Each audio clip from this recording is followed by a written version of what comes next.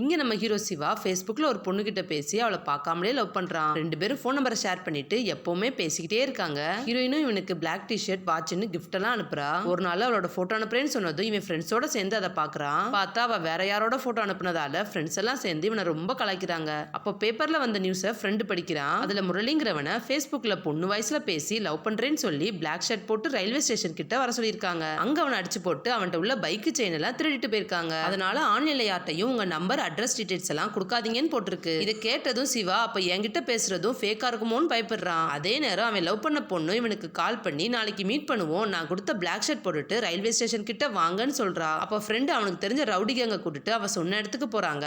எல்லாரும் அங்க சுத்தி ஒளிஞ்சுக்கிட்டு அந்த கேங் வருவாங்கன்னு வெயிட் பண்றாங்க. சிவாவும் கால் பண்ணி எங்க இருக்கன்னு கேக்குறான். அவளும் நான் உங்க பின்னாடி தான் இருக்கேன்னு சொன்னதும் இவன் திரும்பி பாக்குறான். பார்த்தா இவன்ட்ட பேசின ஆர்த்தி தான் அங்க வந்திருக்கா. இவன் அவளை பார்த்ததும் அழகா தானே இருக்கீங்க, அப்புறம் ஏன் போட்டோவை மாத்தி அனுப்புனீங்கன்னு கேக்குறான். அவளோ ஒரு சில விஷயம் நேர்ல பேசினாதான் கரெக்டா இருக்கும்னு சொல்றா. அதுக்கு இவன் அதை என்ன பார்த்துட்டே சொல்லலாம்லன்னு கேக்குறான். அப்பதான் அவளோட ஃப்ரெண்டு ஆர்த்திக்கு கண்ணு தெரியாதுன்னு சொல்றா. இதை கேட்டதும் இவன் ஷாக் ஆயிடுறான். கண்ணு தெரியாம எப்படி Facebook எல்லாம் யூஸ் பண்ணீங்கன்னு கோமா கேக்குறான். அதுக்கு இவ உனக்கு ஜாஸ் சாஃப்ட்வேர் தெரியாதா, அது கண்ணு தெரியாதவங்களுக்குன்னு ஸ்பெஷலா கண்டுபிடிச்சது. என்ன மாதிரி உள்ளவங்க எவ்வளவு பேரோ Facebookல நிறைய நியூஸை ஷேர் பண்றாங்க. நான் என் லவ்வை ஷேர் பண்ணேன். நம்ம ரெண்டு பேருக்கும் சின்ன வித்தியாசம் தான். உனக்கு என்ன பார்த்தாதான் காதல், ஆனா எனக்கு அது அவசியமே இல்லைன்னு சொல்றா. சிவாவும் நான் எந்த முடிவெடுத்தாலும் என் ஃப்ரெண்ட்ஸ்ட கேட்டுட்டு தான் முடிவெடுப்பேன்னு சொல்லிட்டு ஃப்ரெண்ட்ஸ் கிட்ட வரான். அவங்க இதெல்லாம் பிராக்டிகலா செட் ஆகாது, அவ வேணான்னு சொல்லிடுன்னு சொல்றாங்க. இவனும் ஆர்த்திட்ட வந்து நீங்க உங்க வீட்டுல பேசுறீங்களா இல்ல நான் வந்து உங்க வீட்டுல பேசவான்னு கேட்டு இவன் லவ்வ சொல்லிடுறான். அப்படியே இவங்க ரெண்டு பேரும் சேர்ந்து ஹாப்பியா அங்க இருந்து கிளம்புறாங்க.